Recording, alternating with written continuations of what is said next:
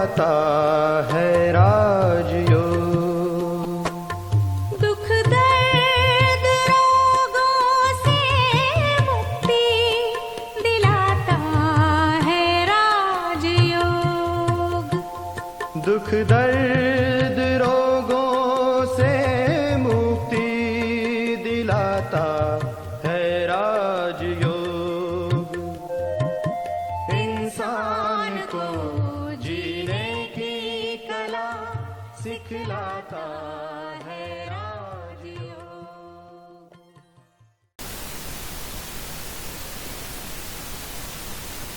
ओम शांति। Good evening. आज world diabetes day है और आज का ये विशेष प्रोग्राम डायबिटीज़ के बारे में अवेयरनेस देने के लिए ब्रह्मा कुमारीज मोहाली की ओर से ऑर्गेनाइज किया गया है। तो इस प्रोग्राम के माध्यम से हमारे साथ जुड़े हुए सभी भाई बहनों का बहुत बहुत स्वागत है। डायबिटीज़ का आंकड़ा हम सब जानते हैं कि पूरी दुनिया के अंदर दिन ब दिन बढ़ता जा रहा है और जो अनेक बीमारियों का कारण है। तो डायबिटीज़ की बहुत डिटेल्ड अवेयरनेस लेने के लिए हमारे साथ जुड़े हुए डॉक्टर संजय कुमार वडाडा जी, जो प्रोफेसर हैं और हेड ऑफ द डिपार्टमेंट हैं एंडोक्राइनोलॉजी डिपार्टमेंट पीजीआई चंडीगढ़ से। वो चेयरपर्सन हैं RSSDI पंजाब चैप्टर के and he is actively involved in teaching and research also. He is the founder of a group named as Aditi which helps the people of diabetes in Tri-City। उन्होंने बहुत सारे books, बहुत सारे chapters लिखे हुए हैं अनेक टेक्स्ट बुक्स के अंदर एंडोक्राइनोलॉजी पर। He is a senior faculty of the PGI। तो अभी ज़्यादा समय ना लेते हुए मैं आमंत्रित करना चाहूँगी डॉक्टर संजय कुमार वडाडा जी कि वो आकर के हमें डायबिटीज़ के बारे में बहुत सारे जनरल एस्पेक्ट्स जो हैं उनको कवर करे और उनकी जानकारी हम सबको दे। Over to him. धन्यवाद। और मुझे let me share the screen. तो सबसे पहले आप सभी को बहुत बहुत धन्यवाद कि मुझे ये मौका दिया आज वर्ल्ड डायबिटीज़ डे के उपलक्ष्य में आप लोगों के साथ बातचीत करने का एक मौका मिला, उसके लिए धन्यवाद। और जो आज का विषय है वो है नॉन कम्युनिकेबल डिजीजेज, मतलब जो बीमारियां नहीं फैलती, जो इन्फेक्शन नहीं है, वो बीमारियां हैं और उसमें डायबिटीज एक बड़ा बीमारी है। तो आज की बातचीत के अंदर मैं आपको बहुत सारी फोटोग्राफ दिखाने वाला हूँ, क्योंकि किसी ने बोला है कि एक फोटो 1000 से भी ज़्यादा शब्द के बारे में बता सकती है। तो मैं ज़्यादा आपको पिक्चर्स दिखा करके डायबिटीज़ के बारे में आप लोगों के साथ जो मेरा ज्ञान है वो मैं आपके साथ बांटना चाहूँगा। तो सबसे पहले तो ये प्रॉब्लम है कि सब जगह डायबिटीज़ ऐसा क्यों चल रहा है। और अगर आप देखें तो आज के कुछ सालों पहले तक, मैं भी आज के 30 साल पहले, 40 साल पहले हमारे बचपन में डायबिटीज़ की बीमारी ज़्यादा सुनने को नहीं आता था और ऐसा माना जाता था कि डायबिटीज़ एक राज रोग है, मतलब बड़े लोगों को होता है, जो पैसे वाले लोग होते हैं उनको होता है। लेकिन अभी हम देख रहे हैं कि डायबिटीज़ एक राज रोग से आम रोग हो गया है। हर किसी को पूछते हैं तो हर 7वें-8वें% में से एक को डायबिटीज़ का बीमारी है। और अगर ये मैं आपको कुछ डाटा दिखाना चाहूँ तो आप देखेंगे कि 2000 के अंदर डायबिटीज़ एटलस के हिसाब से करीब 15 करोड़ लोगों को डायबिटीज़ था दुनिया के अंदर। तो 2017 में ये लोग 15 करोड़ से लगभग 42 करोड़ लोगों को डायबिटीज़ हो गया। और अगर 2045 की हम बात करें तो लगभग 67 करोड़ लोगों को डायबिटीज़ होने वाला है इस दुनिया के अंदर। मीनिंग बाय दैट, जो आप देख रहे हैं डायबिटीज़ का एक जो गोला बना हुआ पृथ्वी का, इसके ऊपर नंबर बढ़ते जा रहे हैं और बहुत स्पीड से बढ़ रहे हैं। और ये भी देखा कि 1990 के अंदर जो मौत के प्रमुख कारण थे उसमें कम्युनिकेबल डिजीज जो कि केसरिया रंग के अंदर है, वो कम्युनिकेबल डिजीज ज़्यादा थी, मतलब जो इन्फेक्शन की बीमारियां थी वो ज़्यादा थी। लेकिन अगर हम 2016 के मौत के आंकड़े देखें दुनिया भर में, तो ये जो ब्लू कलर है वो बढ़ गया है। जो पहले लगभग 35 से 40% था, वो लगभग 60 से 65% हो गया है। तो कहने का मतलब है कि जो है नॉन कम्युनिकेबल डिजीज में आता है, जैसे डायबिटीज है, ब्लड प्रेशर का बीमारी है, हार्ट का बीमारी है, कैंसर है, इन सब की वजह से मौत का नंबर काफ़ी बढ़ गया है। और अगर अपन और डिटेल में जाएं तो जो ये 62% जो नॉन कम्युनिकेबल डिजीजेज हैं उसमें सबसे इम्पोर्टेंट कारण है कार्डियोवैस्कुलर डिजीज, कैंसर, फेफड़े का बीमारी, डायबिटीज। ये 4 प्रमुख कारण हैं जिनकी वजह से मौतें हो रही है। लेकिन अगर आप ध्यान से देखें, जो पहले 3 कारण हैं और जो 4 कारण है उसमें डायबिटीज तो है ही है, लेकिन कार्डियोवैस्कुलर डिजीज सबसे ज़्यादा है। तो जो कार्डियोवैस्कुलर डिजीज सबसे ज़्यादा है, इसका मेजर जो किलर है वो डायबिटीज है। डायबिटीज लगभग आधे, जिनको हार्ट की बीमारी होती है आधे लोगों को डायबिटीज होता है, जिनको ब्लड प्रेशर होता है उनको लगभग 60-65% लोगों को डायबिटीज होता है, और जिनको हाइपरटेंशन और डायबिटीज होता है लगभग सारे लोगों को हार्ट का बीमारी होता है। तो कहने का मतलब है कि जो डायबिटीज है एक बहुत बड़ा रोल प्ले कर रही है ये जो कार्डियोवैस्कुलर डिजीज होने में, कैंसर होने में और हार्ट का बीमारी होने में, इन सब के अंदर। तो ये कुछ और मैं आपको डाटा दिखाना चाहता हूँ। तो अगर आप देखेंगे तो इंडिया का प्रॉब्लम जो है सबसे ज़्यादा खतरनाक है, और यहाँ पे जो परसेंटेज राइज हुआ डायबिटीज का लगभग होने वाला है, जो लगभग 84% है। मतलब 2017 में अगर हम देखें, अगर दुनिया 8 करोड़ लोगों को डायबिटीज है, तो 2045 में लगभग ये 15 करोड़ लोगों को होने वाली है। मतलब ये कि बहुत स्पीड से डायबिटीज का जो है प्रॉब्लम दुनिया में बढ़ रहा है। आपको और सीधा शब्दों में समझाऊं तो ये सपोज ये दुनिया का नक्शा है, ये आप देखते हैं, इसके अंदर हम यहाँ पे है, ये चाइना है, ये साउथ अमेरिका है, ये नॉर्थ अमेरिका है। अगर आपको बोल दे कोई ये वर्ल्ड मैप को आपको टोटल पॉपुलेशन का मैप बना दो, आप कितने लोग कहाँ पे रहते हैं इसके बेसिस पर बनाओ, तो आप देखोगे कि अचानक ये जो फ्लोरोसेंट रंग है ग्रीन और जो पीला रंग एकदम फैल गए हैं बाकी दुनिया के एरिया के हिसाब से। तो कहने का मतलब यहाँ पे पॉपुलेशन बहुत ज़्यादा है। अगर आपको बोल दे कि आपको डायबिटीज़ का, कार्डियोवैस्कुलर डिजीज़ का एक मैप बनाना है, तो आप देखेंगे कि फिर चाइना और इंडिया टॉप कर रहे हैं, फिर ये बहुत बड़े हैं। अगर आपको कोई बोले कि इसको अब डायबिटीज़ का मैप बनाना है, तो ये डायबिटीज़ का मैप भी लगभग ऐसा ही हो जाएगा जैसा कि पहले था। चाइना और इंडिया में काफ़ी लोगों को डायबिटीज़ है, और इस नक्शे को देखते हो तो इंडिया में और भी ज़्यादा खतरनाक स्थिति है। और अगर डायबिटीज़ से होने वाली मौत के बारे में बात करें अपन, तो भी इन 2 कंट्रीज़ के अंदर सबसे ज़्यादा मौतें हुई है डायबिटीज़ की वजह से। तो हम ये समझें कि डायबिटीज़ का जो बीमारी है बहुत तेज़ी से बढ़ रहा है, और ख़ास तौर से जो बीमारी बढ़ रही है वो इंडिया में और चाइना में बढ़ रही है।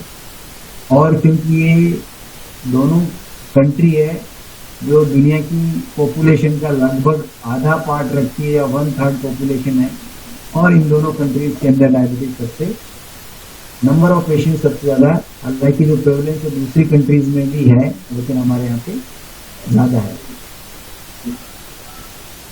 हिंदुस्तान दुनिया का एरिया के हिसाब से 8वां सबसे बड़ा कंट्री, और ये आप देखते हैं अगर दुनिया के नक्शे में हम ज़मीन के हिसाब से देखें तो हम यहाँ पे हैं, तो 8वां सबसे बड़ा एरिया है। अगर पॉपुलेशन के हिसाब से देखें तो हम नंबर 2 पे हैं दुनिया के अंदर चाइना के बाद में, और अगर हम डायबिटीज़ के हिसाब से देखें तो भी हम नंबर 2 हैं। अब ये नंबर 2 होना कोई अच्छी बात नहीं है, और मैं नहीं चाहता हूँ कि हम नंबर 2 पे रहें या नंबर 1 पे चले जाएं। हम चाहते हैं कि हम दुनिया के सबसे नीचे पायदान करें डायबिटीज़ के प्रेवलेंस के बेसिस पे कि 100 में से कितने लोगों को डायबिटीज़ है।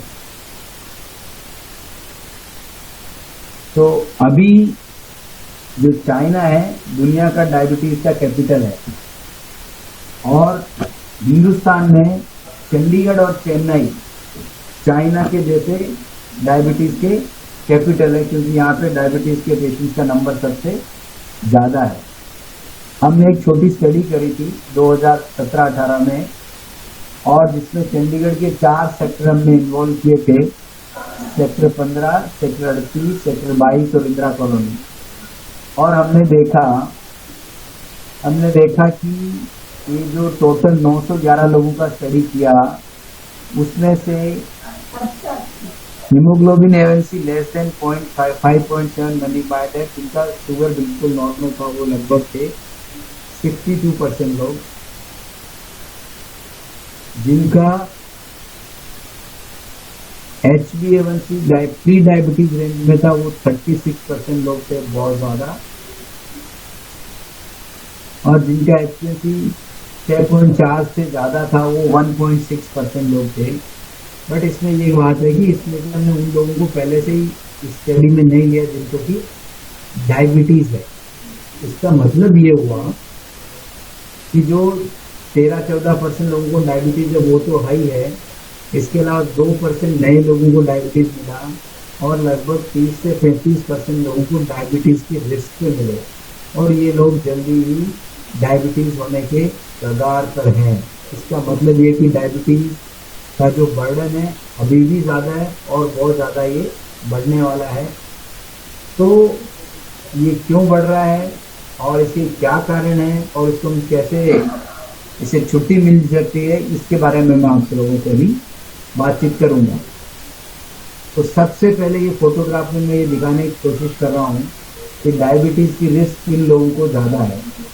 तो आप इसमें देख रहे हैं जैसे पेट काफ़ी बाहर निकला हुआ है, जो भाई साहब हैं इनका, और ये खा रहे हैं, पेट खूब बाहर निकला हुआ है, और इनकी सेवा के अंदर और कोई बंदा खड़ा हुआ है या बंदी खड़ी हुई है जो इनको खाना सर्व कर रही है। तो ये बेस्ट रेसिपी है डायबिटीज़ होने के लिए कि आप कुछ मत करो और खाते रहो और अपना वज़न बढ़ाते रहो। तो अगर आप जानना चाहेंगे आपका नॉर्मल वज़न कितना होता है, तो जो नॉर्मल वज़न होता है तो उसका बहुत ही सिंपल फॉर्मूला है, हाइट इन सेंटीमीटर माइनस 100, वो जितना भी बचता वो आपका नॉर्मल वेट है। तो सपोज अगर किसी पर्सन का वज़न 170 सेंटीमीटर है, इसमें से अगर आप 100 निकाल दो तो 70 बचते हैं। तो 70 है जो है वो आइडियल बॉडी वेट है। तो अगर आप जो भी लोग सुन रहे हैं भाई बहन, उनका वज़न, आप अपना वज़न कैलकुलेट करें। अगर आपको लगता है कि आपका वज़न ज़्यादा है आइडियल बॉडी वेट से, तो उसको कम करने के लिए आप ही प्रयास शुरू कर दें। अब ये दूसरा जो कारण है डायबिटीज़ होने का, ये सब है। और आजकल ये भी चल रहा है कि आप एक पिज़्ज़ा मंगाएंगे तो उसके साथ एक फ्री है, और पिज़्ज़ा तुरंत आपके घर पे पहुंच जाता आधे घंटे के अंदर। अगर आधे घंटे में आपके पास पिज़्ज़ा नहीं पहुंचता तो फ्री डिलीवरी देते हैं। तो एक तरह से हमारे जो आने वाली पॉपुलेशन है और जो हमारे आने वाले लोग हैं, बच्चे हैं, उनको इन सब चीज़ों के से रूबरू होना पड़ रहा है, और वो हो रहे हैं और बड़े मज़े से ये सब चीज़ें खा रहे हैं। और ये सब चीज़ें जो है डायबिटीज़ होने के लिए जिम्मेदार है, और डायबिटीज़ के जो नंबर बढ़ा रहे हैं उसके लिए ये जिम्मेदार है। और ये जो एक फ़ोटोग्राफ मैं आपको दिखा रहा हूँ, ये फ़ोटोग्राफ भी बेस्ट रेसिपी है डायबिटीज़ होने के लिए।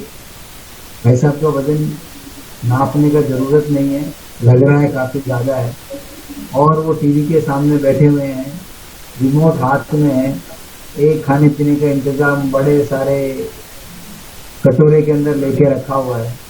तो आप टीवी देखते रहोगे, खाते रहोगे, ना कोई टाइम है ना कोई कंट्रोल है। तो आपको ये सब अगर करेंगे तो आपके वज़न बढ़ने का गुंजाइश बहुत ज़्यादा है। फिर एक ये सिचुएशन है, ये भी एक खतरनाक सिचुएशन है कि मैं कुछ बोलना नहीं चाहता, आप तो लोग समझदार हैं कि जो वज़न जिन लोगों का वजन नहीं होना चाहिए, जो स्मार्ट होने चाहिए, जिनका वजन मिनिमम होना चाहिए, कंट्रोल होना चाहिए, वो लोग भी काफ़ी मोटे दिखाई दे रहे हैं इसके अंदर। इस चीज़ का हमें ध्यान रखना है कि हमें इस तरह का वजन नहीं बढ़ाना है। दूसरा, आपने एक शब्द सुना होगा वेस्ट और वेस्ट। एक वेस्ट का अंग्रेजी का मतलब होता है कमर, एक वेस्ट का मतलब होता है जिसके अंदर फालतू सामान डालते हैं या फालतू सामान। तो आप ये मान के चलो कि ये वेस्ट और वो वेस्ट सेम नहीं है। और अक्सर हम क्या करते हैं कि इसको एक वेस्ट बिन बना देते हैं। खाना खाने के अंदर हम कोई रोक नहीं रखते हैं, कहीं पे जाते हैं कोई बोलता है आप मेहमान नवाजी में आ जाते हैं, तुरंत खाना खा लेते हैं, जबकि आपको ज़रूरत नहीं है, सबके आपको पहले से ज़रूर डालना है। मैं सब लोगों से एक रिक्वेस्ट करूँगा कि आपकी जो ये वेस्ट है, जो ये WAIST और जो WAST ये सेम नहीं है। और इसको ठीक रखने के लिए, अपने कमर को ठीक रखने के लिए खाना पीना लिमिटेड मात्रा में ही खाना चाहिए। और क्या चेंज हुआ आप देखिए, 1990 के अंदर आदमी दुबला पतला होता था, टीवी मोटी होती थी। अब 2014 के अंदर आदमी बदल गया, टीवी भी बदल गया। तो ये इसकी वजह से सब कुछ हो रहा है। तो उसको हमें देखना है कि इस तरह की चीज़ नहीं होए। आप एक तीसरी कंडीशन होनी चाहिए जिसमें एक आदमी पतला रहे और टीवी भी पतला रहे, वो ठीक है। क्योंकि ये दोनों कंडीशंस इतनी ठीक नहीं है और जो सेकंड कंडीशन वो सबसे खराब है। जब किसी से बात करते तो कोई बोलता साहब ये तो बीमारी तो परिवार में चलती है, मोटापा तो परिवार में है। तो अंग्रेजी में कहावत है obesity does not run in a family, actually no one runs in the family. तो ये जो मोटापा हो रहा है कोई कसरत नहीं कर रहा, उसकी वजह से हो रहा है, नहीं कि ये फैमिली का बीमारी है। दूसरा है डायबिटीज होने का एक दूसरा कारण है, बहुत तरह की प्रॉब्लम्स होती है, स्ट्रेस होता है। वो स्ट्रेस किसी भी तरह का हो सकता है कि आप बिल पे करना है, परिवार का है, कोई डाइवोर्स है, कोई बीमारी है, बहुत सारी चीज़ें होती है, उसकी वजह स्ट्रेस होता है। और स्ट्रेस से भी डायबिटीज होने की संभावना काफ़ी बढ़ जाती है। और आई थिंक ब्रह्म कुमारी के जो सिद्धांत हैं, जो उनकी प्रीचिंग है, जो उनका गाइडेंस है, वो बेस्ट स्ट्रेस बस्टर है। वो स्ट्रेस कम करने का बेस्ट तरीका है। तो बेस्ट चीज़ समझाते हैं क्या करना चाहिए, क्या नहीं करना चाहिए। इससे स्ट्रेस में काफ़ी फायदा मिल सकता है। और इन प्रीचिंग्स को, इनकी टेक्निक्स को, इनकी पद्धति को हमें ज़्यादा से ज़्यादा इस्तेमाल करना चाहिए, अपने जीवन में उतारना चाहिए। और उससे ये जो है, अगर स्ट्रेस कम रहेगा तो डायबिटीज होने का उम्मीद कम हो जाएगा, अच्छा रहेगा। अगर किसी को हो भी गया है, अगर वो भी रेगुलर रूप से स्ट्रेस कम करने का इंतजाम करेंगे, एक्सरसाइज करेंगे, योगा करेंगे, तो उससे उनका डायबिटीज कंट्रोल अच्छा रहेगा। दूसरा बात, उन लोगों के जिनको डायबिटीज हो गया, कोई घबराने का बात नहीं, वो सब भारत के प्रधानमंत्री बन सकते हैं। क्योंकि जो भारत के प्रधानमंत्री बने थे, इन तीनों लोगों को बढ़िया वाला डायबिटीज। लेकिन खास बात है ये सबके सब लोग 85 साल तक जिए। इसका मतलब ये हुआ कि जिन लोगों को डायबिटीज हुआ, अगर उन्होंने डायबिटीज का अच्छा ध्यान रखा, तो वो अपना पूरा टाइम, पूरी जिंदगी अच्छे से निकाल सके। तो मैं वही पिक्चर से यही समझाने की कोशिश कर रहा हूँ। पहले तो डायबिटीज नहीं होना बहुत अच्छी बात है, गलती जो हो गई है, पारिवारिक है, हो गई है, तो उस केस में आप अपनी डायबिटीज का अच्छे से ध्यान रखेंगे ताकि आपको इससे प्रॉब्लम नहीं आएगा। और क्या कर सकते हैं डायबिटीज को रोकने के लिए? अच्छा खाना पीना, फ्रेश सब्जियाँ, फल खाने चाहिए और खूब सारी एक्सरसाइज करना चाहिए। वो एक्सरसाइज किसी भी फॉर्म में हो सकती है। आप खेल सकते हैं, आप कूद सकते हैं, आप साइकिल चला सकते हैं, आप तैर सकते हैं, आप पैदल वॉक कर सकते हैं, या कोई खेल खेल सकते हैं, या जिम्नेजियम कर सकते हैं। तो किसी भी तरह की एक्सरसाइज आप करेंगे और फ्रेश फूड्स खाएंगे तो आप डायबिटीज़ को प्रिवेंट कर सकते हैं और इसके होने को डिले कर सकते हैं। तो आप सवाल पूछ सकते हैं क्या क्या फल खाने चाहिए। तो ऐसा कुछ फल जो मीठे होते हैं वो जिनको डायबिटीज हो गया उनको नहीं खाना, अगर जिनको नहीं है वो खा सकते हैं। और फलों के बारे में ऐसा है कि वो सीजनल फल खाने चाहिए, जो क्योंकि फ्रेश होते हैं, ज़्यादा महंगे नहीं होते हैं, और वैरायटी ऑफ फल खाने चाहिए, बहुत तरह तरह के फल। जितनी तरह के फल होंगे उससे उतना ही ज़्यादा आपको फायदा होगा। और एक और चीज़ जो मैं बताना चाहता हूँ वो ये है कि जब तक मुंह में दांत है आप फलों को खाइए, नहीं कि आप जूस पीजिए, क्योंकि जूस पीने से आपके फलों में जो फाइबर होता है वो आप नहीं ले पाते हैं, और इसकी वजह से वो जो फाइबर एक इम्पोर्टेंट चीज़ है वो मिस हो जाती है। इसलिए फलों का रस पीने की जगह आप फल ज़्यादा खाएं। इसके अलावा और क्या क्या खाना चाहिए? इसके अलावा और खाने के अंदर फ्रेश फ्रूट्स होने चाहिए, सब्जियां होनी चाहिए जिसमें फाइबर होता है। आप कुछ ड्राई फ्रूट्स खा सकते हैं, वेजिटेबल्स खा सकते हैं, पूरे दाना खा सकते हैं। और ये एक पिरामिड होता है, तो पिरामिड ऐसा होता है ट्रायंगल शेप का। आप नीचे की जो चीज़ें धारा खा सकते हैं जिसमें आपका बीन्स है, स्टार्च की वेजिटेबल्स है, ग्रेन्स है। फिर आप फ्रूट्स वेजिटेबल्स ले सकते हैं, उसका दूध ले सकते हैं। तो जो सबसे कम लेना है उसके अंदर आपको है फैट कम लेना है, मिठाइयाँ कम खानी है, और शराब नहीं पीना है। ये आपका खाने का एक पिरामिड है। एक सुबह सबसे ऊपर की चीज़ें सबसे कम खाना है, और जो सबसे नीचे की चीज़ें जो नीचे पिरामिड है वो सबसे ज़्यादा खाना है। दूसरा, इसके बाद एक बात आता है नमक। ये जो भगवान ने जुबान बनाई है उसको बड़ा टेस्ट में मज़ा आता है। नमक जब तक मुंह में नहीं पहुंचता है, जुबान पे नहीं जाता है, तो खाने का टेस्ट इतना अच्छा आता नहीं। पर इसका भी एक लिमिट होता है कि हर रोज 5 ग्राम से ज़्यादा नमक नहीं खाना। मिनिमम मतलब मैक्सिमम नमक जो है 5 ग्राम से ऊपर नहीं होना चाहिए। अगर उससे ज़्यादा नमक खाते हैं आप तो आपको ब्लड प्रेशर की बीमारी होने की संभावना है, और अगर ब्लड प्रेशर का बीमारी होने की संभावना है तो आपको डायबिटीज होने की संभावना भी बढ़ जाएगा। अब यहाँ पे फोटोग्राफ में बहुत सारे खाने पीने की चीज़ें दिखाई हुई है, इसमें ये समझना है कि इन चीज़ों में नमक बहुत होता है। तो इन चीज़ों का इस्तेमाल जिनको ब्लड प्रेशर है, जिनको डायबिटीज़ है, बहुत ही मिनिमम करना चाहिए। जिनको ऐसा कुछ नहीं है वो भी इसको अमाउंट को अपना रिस्ट्रिक्ट करके खाना चाहिए। उसकी खाने पीने की बात के बाद में बात आती कसरत हर उम्र में होनी चाहिए।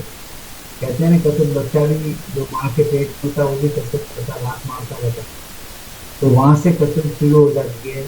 और जहाँ तक पॉसिबल है हर रोज़ कसरत करना चाहिए। चाहे कसरत का तरीका अलग अलग हो सकता है कि आपकी कितनी उम्र है, किस हिसाब से आप कसरत करते हैं। छोटे बच्चे हैं दौड़ लगा सकते हैं, कुछ बड़े हैं वो दौड़ लगा सकते हैं, कुछ खेल सकते हैं, कुछ जिम जा सकते हैं, कुछ साइकिलिंग कर सकते हैं। जो बूढ़े लोग हैं वो योग कर सकते हैं, आसन कर सकते हैं, हल्की फुल्की जॉगिंग कर सकते हैं। तो अलग अलग लोगों के लिए एक्सरसाइज का एक अलग अलग सिस्टम है। अब एक्सरसाइज कितनी करनी चाहिए? कहते हैं कि 3 से 4 बार, यार में भी 5 से 6 बार हर हफ्ते में 30 से 40 मिनट की एक्सरसाइज रोज करनी चाहिए। ये कसरत बोलने का तरीका है। और कसरत करने के टाइम पे आपको पसीना आना चाहिए। अगर आपको पसीना नहीं आया तो उस दिन की कसरत नहीं माना जाना चाहिए। इसके अलावा जो लोग ऑफिसर्स हैं, जो लोग काम करते हैं सरकारी ऑफिस में, अपना डिपार्टमेंट चलाते हैं, उन लोगों को मैं सलाह देता हूँ कि वो अपने वर्क प्लेस, जहाँ भी आप काम कर रहे हैं, तो हेल्दी वर्क प्लेस होना चाहिए ताकि लोगों को स्ट्रेस कम हो। और जो लोग अंडर में काम कर रहे हैं उनको भी रिक्वेस्ट करूँगा, उनको भी सजेस्ट करूँगा कि अपने बॉस लोगों को कम से कम परेशानी दे, अपना काम ठीक से करें ताकि वो खुश रहें, उनको स्ट्रेस नहीं आए। तो हर एक आदमी स्ट्रेस को कंट्रोल करने का कैपेसिटी रखता है, उनको करना चाहिए। फिर बात आती है कॉम्प्लिकेशंस ऑफ डायबिटीज़ की। तो अगर डायबिटीज़ कंट्रोल नहीं है तो बहुत सारे कॉम्प्लिकेशन हो जाते हैं। ऐसा कहते हैं कि डायबिटीज सर से लेकर के, एड़ी से लेकर के चोटी तक शरीर के हर अंग को खराब कर सकता है। और जो 3 मेन अंग डायबिटीज में खराब होते हैं वो होती है आँखें, आपका नर्वस सिस्टम, आपका जो आपके गुर्दे, हार्ट और ब्रेन, ये सारी चीज़ें जो है डायबिटीज़ के अंदर ज़्यादा दिनों तक अनकंट्रोल डायबिटीज लेके इनके ऊपर असर आ सकता है। और ऐसा देखा है कि डायबिटीज़ की बीमारी की वजह से पैरों में अल्सर खाली हो सकते हैं, पेट काटना ही पड़ सकता है, और डायबिटीज़ की वजह से नपुंसकता भी आ सकती है। तो डायबिटीज़ के कॉम्प्लिकेशंस हैं, तो जिन लोगों को है अपने आप को बचना चाहिए, और बचने का एक ही तरीका है इन कॉम्प्लिकेशन से कि आपका शुगर कंट्रोल बहुत अच्छा होना चाहिए। इसके अलावा जो दूसरी नॉन कम्युनिकेबल डिजीजेज हैं, तो छूट से नहीं चलती वो बीमारी में क्रॉनिक किडनी डिजीज है। ये क्रॉनिक किडनी डिजीज है, जैसे कि मैंने आपको बताया, ये क्रॉनिक किडनी डिजीज है इन लोगों को ज़्यादा होती है जिनको डायबिटीज और हाइपरटेंशन। और डायबिटीज और हाइपरटेंशन जैसे कि मैंने आपको बताया, ये दोनों भाई बहन हैं, ये दोनों साथ साथ चलते हैं। किसी को हाइपरटेंशन पहले आता है, किसी को डायबिटीज पहले आता है, लेकिन अल्टीमेटली दोनों आ जाते हैं। और इनकी जो माँ है, ये जो डायबिटीज और ब्लड प्रेशर दो भाई बहन है, और इनकी जो माँ है वो है मोटापा। और जिसको भी ये मोटापा होता है, इनको ये दोनों बीमारियां होने का संभावना, जिनको मोटापा नहीं है उसको उनके कंपेरिजन में काफ़ी ज़्यादा होती है। और जिसको भी ब्लड प्रेशर और डायबिटीज़ का बीमारी साथ हो जाता है, उनको हार्ट का बीमारी लगभग तय होता है। कैंसर का रिस्क उन लोगों को बढ़ जाता है, और ऑफकोर्स गुर्दा तो खराब होने का संभावना ज़्यादा होता ही है, और दिमाग की वजह से आ जाता है, याददाश्त कमजोर हो सकती है। तो गुर्दा फेल भी एक बड़ा कारण है। और इसका एक चीज़ देखा गया कि जो लोग ज़्यादा नमक खाते हैं उनको किडनी फेलियर होने का पॉसिबिलिटी ज़्यादा होता है, क्योंकि जो ज़्यादा नमक खाते हैं उनको हाइपरटेंशन होने का पॉसिबिलिटी ज़्यादा होता है। और ब्लड प्रेशर के कंट्रोल नहीं रहे तो उसकी वजह से किडनी खराब होने का संभावना ज़्यादा बढ़ जाती है। इसी तरह से इस फोटो में एक बीमारी दिखाई, उस बीमारी का नाम हम कह सकते हैं ऑस्टियोपोरोसिस। उसके माने बोन, और पोरोसिस मतलब खोखला होना, हड्डी का खोखला होना, जिसको हम बोलते हैं ऑस्टियोपोरोसिस। और ये फोटोग्राफ दिखाया है, ये फोटोग्राफ इस कल्चर का है। इस पिक्चर में आप देख सकते हैं कि कैसे ये लेडी है वो आगे से झुक गई है, ऐसे आप देखते हैं इनका पेट बाहर निकला हुआ है, यहाँ पे मांसपेशियाँ जो सुख गई है, जिनका एट्रोफी हो गया है। तो ये क्लासिकल एग्जाम्पल है ऑस्टियोपोरोसिस का। तो डायबिटीज के अंदर ऑस्टियोपोरोसिस और इससे होने वाली बीमारी का भी थोड़ा से बढ़ जाता है। और ऑस्टियोपोरोसिस उम्र के साथ होने का ज़्यादा चांस रहता है। आप जिसे देख रहे हैं 50 साल में बंदा ऐसा होता है, 70 साल में ऐसा होता है, 80 साल में ऐसा होता है। तो ये क्लासिकल एग्जाम्पल है कि आपको अगर डायबिटीज़ है तो उससे बहुत से खतरा बढ़ जाता है, और ये एज के साथ साथ में ये बीमारी बढ़ती जाती है। और जो ऑस्टियोपोरोसिस की वजह से जो कूल्हे की हड्डी खिसक जाती है, उससे मोर्टेलिटी बहुत ज़्यादा होती है।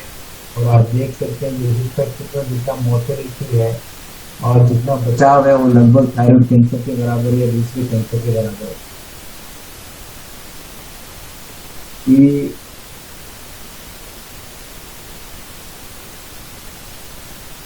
एक दूसरा बीमारी होता है जो हीट एलर्जी का बीमारी, वो भी काफ़ी कॉमन होता है। और जिनको हीट एलर्जी का बीमारी होता है उनको एक दूसरे तरह का डायबिटीज होता है, जिसको हम टाइप 1 डायबिटीज कहते हैं, उसका संभावना बढ़ जाती है।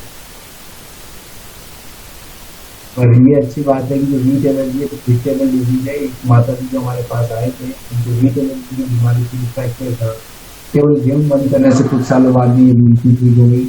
पहले हम ये पतली थी उसके लिए इलाज कर रहा, अभी हम उनके मोटापे होने का इलाज कर रहे हैं। तो ये बीमारी है जिसको कहते हैं हीट एलर्जी या सीलिएक डिजीज बोलते हैं। लास्ट में कुछ स्लाइडें जो मैंने इंट्रोडक्शन में मैंने बताई थी, अदिति एक association of diabetes in tri city, एक ग्रुप हमारे डिपार्टमेंट ने बनाया था कुछ सालों पहले। और इस ग्रुप का पर्पज़ ये है कि जो डायबिटीज से जो ग्रसित बच्चे हैं उनका इलाज में मदद करना, उनको गाइड करना, उनको इंसुलिन देना, उनको ग्लूकोमीटर प्रोवाइड करना जो जरूरी है, जो ऑप्शन नहीं कर सकते हैं, और साथ ही साथ इन लोगों को एजुकेट करना। ये हमारे डिपार्टमेंट का एक फोटोग्राफ है। ऊपर के फोटोग्राफ में हम लोग जो डायबिटीज़ के बच्चे हैं उनका क्लास ले रहे हैं, उनको समझा रहे हैं क्या करना है क्या नहीं करना। नीचे एक फोटोग्राफ है जिसके में हम बच्चों का एक कंपटीशन करवाते हैं डायबिटीज़ के बच्चों का, ताकि उनका हौसला बुलंद हो।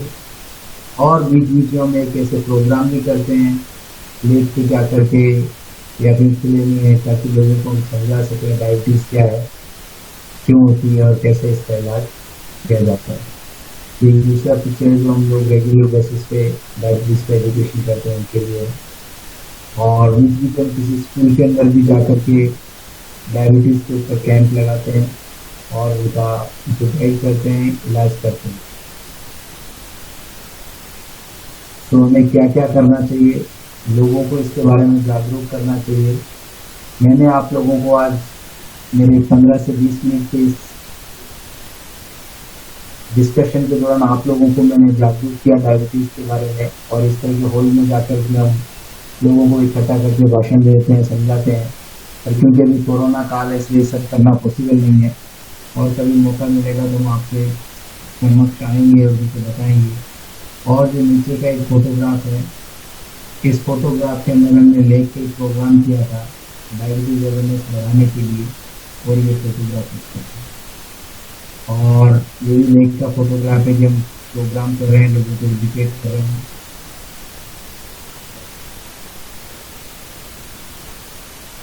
और इस अदिति ग्रुप की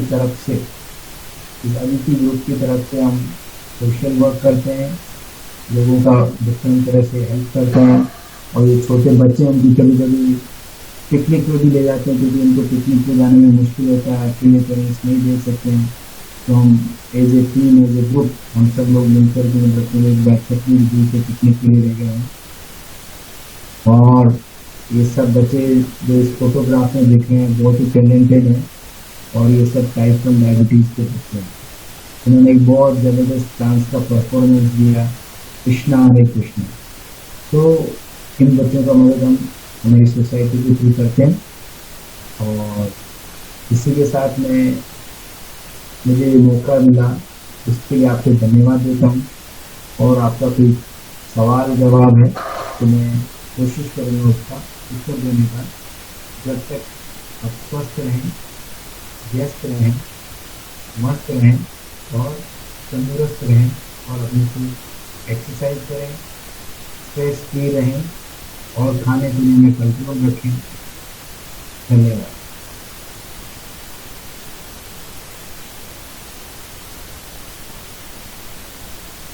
बहुत बहुत धन्यवाद है भाई साहब का, जिन्होंने बहुत शॉर्ट नोटिस पे हमारे इस इनविटेशन को स्वीकार किया।